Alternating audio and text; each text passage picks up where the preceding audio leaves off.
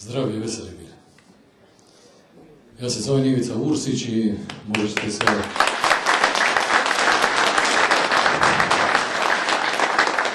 Vidite, mene su odveli ispod jedne, ja sam palo mesta. I rekli su mi daj se makni, stani ispod hrasta. Otišao sam u penziju, uzeo bi unuku, jedan moj dragi prijatelj isto tako išao u penšiju, pa je napisao knjigu o svojim doživljama, pa sam mislio ja po stare dane početi pisati knjigu. Vodio sam unuku i onda su mi rekli daj se makni, stani ispod hrasta, vrime je.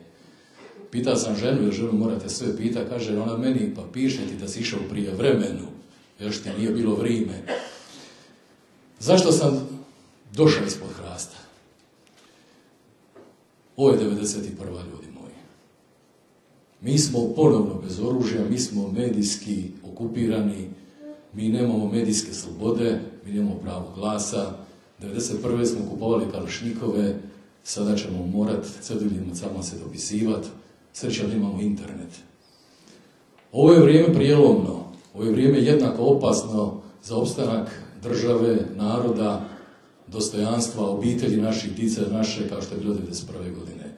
I dužni smo svima onima koji su poginuli za ovu domovinu ne stati ispod palme, nego stati ispod hrasta.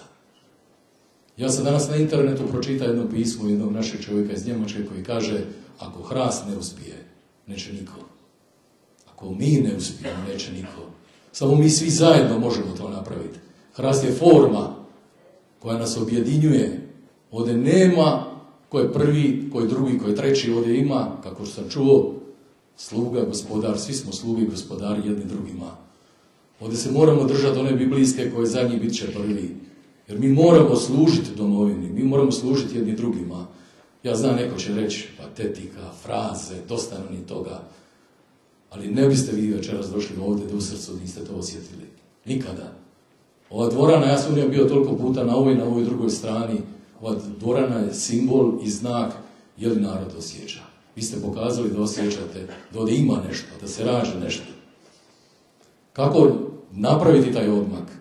Profesor Dodig je jedan put rekao da ovo društvo, da ova kultura stvara bezbroj sebičnih pojedinaca, stvara nas otuđenima jedni od drugima. Zato smo ušli u paralelne svjetove jer nas mediji odvlače daleko jedni od drugih. Ovako zajedno večeras mi možemo zajedno čuda činiti.